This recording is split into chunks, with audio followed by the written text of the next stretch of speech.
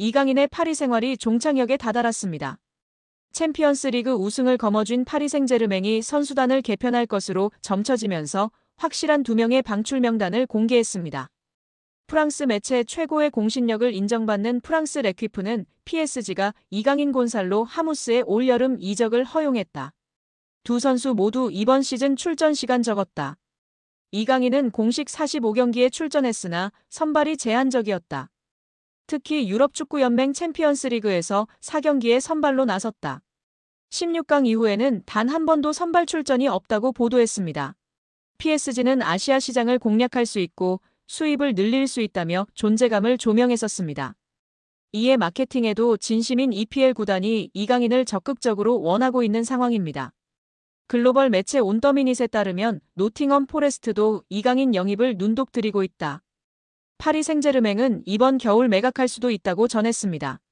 이어 토트넘이 이강인에게 관심을 보이고 있다. 맨체스터 유나이티드와 뉴캐슬 유나이티드는 PSG와 접촉했다. 매각 가능성을 문의했다고 전했습니다. 이와 함께 이강인은 PSG 주전 경쟁에서 유리한 위치가 아니다고 언급했습니다. 또한 이강인은 아스널과도 연결됐는데요. 스페인 매체 피차에스에 따르면 이강인의 이적료가 4천만 파운드 약 600억으로 붙었는데 맨유가 문의했다고 전했습니다. 영국 매체 디 애슬레틱은 이강인은 아스널이 노리는 선수다. 새로운 도전을 원한다고 전했습니다. 그러면서 이강인은 아스널에 잘 알려진 선수다. 하지만 가격은 부담스럽다. PSG는 아시아 시장에서 큰 영향을 미치는 이강인을 쉽게 내주지 않을 것이다. 임대 후 완전 이적이라면 가능할 수도 있다고 덧붙였습니다. 유럽의 각 매체들이 직접적으로 언급한 EPL 구단만 노팅엄, 뉴캐슬, 아스톤 빌라, 에버튼, 토트넘, 아스널, 맨유로 총 7개 구단입니다. 물론 이강인과 합의계라 2명 중 1명인 구단도 있는데요. 과연 이강인의 행보는 어떻게 될까요? 이영표 위원은 축구가 편해지려면 기본적으로 축구 선수는 어떤 상황에서든 한 명을 제쳐서 크로스를 하거나 패스를 하거나 슈팅을 할 수 있어야 됩니다. 드리블을 통해서 템포를 죽이는 거는 안 좋은 행동이지만 동시에 어렸을 때부터 사이드에서 특히 1대1이 걸리면 한 명을 제쳐서 크로스를 올릴 수 있는 게 안 되면 축구가 어려워집니다. 드리블을 하게 되면 어떤 선수는 한쪽 밖에 못 가, 어떤 선수는 왼쪽 밖에 못 가, 어떤 선수는 오른쪽 밖에 못 가는데 양쪽을 다 갈 수 있는 확실한 기술이 하나씩 있어야 됩니다. 이강인 선수는 3년 이상 기술을 연마해서 양쪽을 다 할 수 있다고 보여집니다. 이강인 선수는 드리블을 잘하려면 스피드가 있어야 하고 중심이 무너진 쪽으로 치면 중심이 무너지는 것을 몸이 자동으로 계산하여 움직여지게 됩니다. 생각하고 드리블을 치는 게 아니라 연습과 노력 끝에 자동으로 움직여지는 것입니다. 여기서 박문성 해설위원이 덧붙였는데요. 맞아요. 이전에 앙리 선수도 인터뷰에서 패널들이 어떻게 그렇게 많은 골을 넣을 수 있었는지 물었을 때 생각하고 계산하고 슈팅을 때린 것이 아니다. 자연스럽게 자동적으로 슛을 하게 되었다고 인터뷰에서 화제가 되었다고 합니다.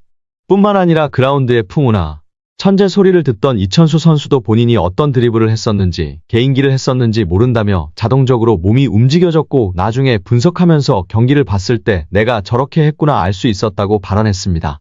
이처럼 세계적인 레벨의 선수들은 계산하고 움직이는 것이 아니라 자동적으로 움직여지는 것 같고 이강인 선수도 보면 계산적인 움직임이 아니라 훈련과 노력으로 자연스럽게 자동적으로 몸이 반응하는 선수인 것 같다고 발언하며 팬들의 공감과 지지를 받았습니다. 이어 이영표 위원은 이강인 선수가 재능은 기본적으로 있었겠지만 훈련과 노력이 없이는 만들어질 수가 없습니다. 또한 이강인 선수의 강점은 드리블도 있고 시야도 있고 정확한 왼발킥도 있고 터치가 굉장히 강점이 있다고 생각합니다. 멀리 볼 수 있는 능력은 킥이 자신 있는 선수들이 자연스럽게 보여지고 나타낼 수 있습니다. 어떤 선수들은 드리블을 잘하는 선수는 자기가 드리블을 보여주고 싶어하고 패스를 잘하는 선수는 패스를 보여주고 싶어하기 때문에 좋은 킥, 멀리 보낼 수 있는 킥이 장점인 선수는 자연스럽게 시야가 넓어지고 시야가 넓은 것처럼 보여지게 됩니다. 어린 선수들에게 멀리 보라, 시야를 넓혀라 라며 가르치기보다는 좋은 킥을, 멀리 찰 수 있는 킥을 가르치면 자연스럽게 시합에서 연습한 킥을 보여주려고 하기 때문에 시야가 넓어지고 넓혀진 모습을 볼 수 있다고 발언하였습니다. 이어 최근 프랑스 언론의 비판에 대해서도 이야기했는데요. 이강인을 향한 언론 비판은 일도 신경 안 써도 됩니다. 한국에서처럼 선수를 비난 잘하지 않는 문화가 아닙니다. 한국에서는 정말 엄청나게 큰 잘못을 저질렀을 때 비난하나 외국은 그냥 막 합니다. 그들의 문화이고 경쟁이라 신경 쓸 필요가 전혀 없습니다. 유럽에서도 크게 신경 쓰지 않는 편입니다. 거기에 일희일비할 필요 없고 비난을 받더라고 원래 그런다 생각하는 게 팬들도 선수도 좋다고 발언했습니다. 이어 이영표 위원은 이강인 선수가 수비할 때 압박이 안 된다는 단점이 있었는데 약점이라고 지적되던 수비 전환, 수비의 능력을 키웠다는 것이 정말 대단한 것이라며 치켜세웠습니다. 이는 특히 선수의 태도의 문제이기 때문에 이런 것들을 지적을 받으면 자기가 수비력을 키우는 게 아니라 나도 수비를 열심히 하는 척해야지 라는 선수가 있는데 이강인 선수는 진짜 수비를 하는 것이라며 극찬하였습니다. 특히 이런 태도를 갖고 있는 선수는 길게 선수 생활을 하고 겸손하기 때문에 대성하는 경우가 많다고 발언했습니다. 이강인이 유럽리그 랭킹 1위 잉글랜드 무대의 톱클래스 강팀 핵심 선수와 견줄만 하다는 분석이 나오며 화제입니다. 프랑스 리그앙 파리 생제르맹은 2023년 8월 마요르카에 2,200만 유로 약 328억 원을 주고 이강인을 데려와 2027년도 시즌까지 연봉 727만 유로 약 108억 원 및 5년 총액 3,635만 유로 541억 원 계약을 맺었습니다. 2,200만 유로는 마요르카 구단 역대 2위 및 한국인 역사상 세 번째로 많은 이적료입니다. 이강인은 PSG 소속으로 2023년도 시즌 리그앙 23경기 3득점 4도움, 출전 평균 64분을 뛰면서 90분당 공격 포인트 0.43으로 활약했습니다. PSG는 유럽클럽 전체 랭킹 6위, 프랑스는 유럽리그 랭킹 5위인데요. 저명한 축구 통계 매체 옵타 스포츠에 따르면 미드필더로서 이강인과 가장 비슷한 선수는 프리미어리그 준우승팀 아스널의 주장 마르틴 웨데고르입니다. 70개 국가 및 30종목을 대상으로 하는 글로벌 통계회사 옵타 스포츠가 최근 365일 유럽 5대 리그 및 챔피언스 리그, 유로파리그 자료를 토대로 선정한 비교 대상을 발표하며 팬들의 관심을 받고 있습니다. 아스널은 2023년도 잉글랜드 프리미어리그 준우승을 차지했는데요. 잉글랜드, 이탈리아, 스페인, 독일, 프랑스는 유럽리그 랭킹 빅5입니다. 챔피언스리그는 유럽축구연맹 1등급, 유로파리그는 2등급 클럽 대항전입니다. 이강인은 개인 능력으로 상대쪽 경기장 파이널 서드에 진입한 횟수와 공간 침투로 PSG 동료 전진 패스를 받아낸 빈도 둘 다 유럽 메이저 대회 미드필더 상위 1%에 해당했습니다. 혼자서 위협적인 공격을 펼칠 수 있는 데다가 수비가 헐거운 지점에 대한 공간 지각과 상황 인식, 언제 파고 들어가는 것이 가장 효과적인지에 대한 타이밍 판단, 옆이나 뒤로 향하는 전개보다 리시브가 까다로운 전방으로 나가는 패스를 상대 저지를 뿌리치고 내 볼로 만드는 기술이 월드 클래스라는 얘기입니다. 따라서 이강인이 페널티 박스에서 단독으로 들어간 횟수가 최근 365일 유럽 5대 리그 및 챔피언스 리그 유로파리그 미드필더 상위 2%라는 어마어마한 결과가 나왔습니다. 파이널 서드 태클 합계 또한 상위 2% 안에 든다는 데이터는 상대 진영부터 적극적으로 수비하려는 마음가짐 부족이 이강인 단점이라는 지적은 이제 현실과 맞지 않다는 것을 알게 해줍니다. 여러 구단 가운데 가장 구체적으로 이적설이 제기된 팀은 이탈리아 세리에어 챔피언이자 김민재의 전 소속팀 나폴리였습니다. 앞서 흡이차 크바라츠헬리아를 PSG로 이적시킬 당시에도 이강인을 딜에 포함시키기를 원할 정도로 꾸준히 이강인 재능에 관심을 기울였던 팀인데요. 현지에서도 이강인이 PSG를 떠나 주전으로 활약할 수 있는 팀으로 이적을 원한다는 보도가 잇따라 나왔고 나폴리가 가장 유력한 행선지로 떠올랐습니다. 나폴리뿐만 아니라 수많은 이적설이 더해져 이강인의 이적은 기정사실처럼 보였습니다.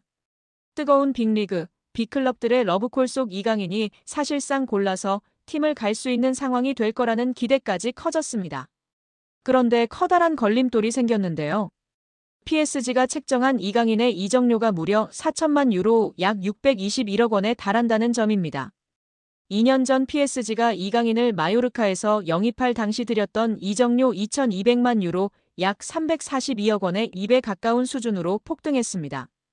어느 구단이든 부담스러울 수밖에 없는 액수이기도 합니다. 이강인 영입에 오랫동안 공을 들였던 나폴리마저도 4천만 유로의 이적료엔 난색을 표하고 있는 것으로 전해졌습니다. 4천만 유로는 나폴리 구단 역사상 세 번째로 높은 이적료 지출이기도 합니다. 세리에 A 정상에 올랐던 지난 2024년도 시즌에도 나폴리 구단이 선수 영입에 가장 많이 들인 이적료 지출은 3,500만 유로 약 543억 원이었습니다. 나폴리뿐만 아니라 다른 구단들 역시도 부담 없이 결정을 내릴 수준의 이적료가 아닙니다. 우선 나폴리와 PSG 구단 사이에 협상 테이블이 차려지겠지만 PSG는 급할 이유가 없습니다. 아직 이강인과 계약이 3년이나 남은 만큼 이적이 쉽지 않다면 헐값 이적 대신 요긴한 로테이션 자원으로 이강인과 동행을 이어갈 수도 있습니다.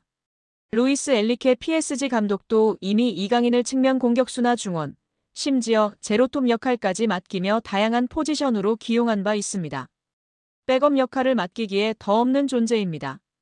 푸실도 이강인의 높은 이적료가 나폴리 이적에 큰 걸림돌이 될 것으로 보고 있는데요. 매체는 당초 PSG는 이강인의 이적에 반대했지만 이제는 이강인이 떠날 가능성을 열어뒀다. 문제는 PSG가 이강인의 이적료를 과도하게 요구하고 있다는 점이라고 지적했습니다.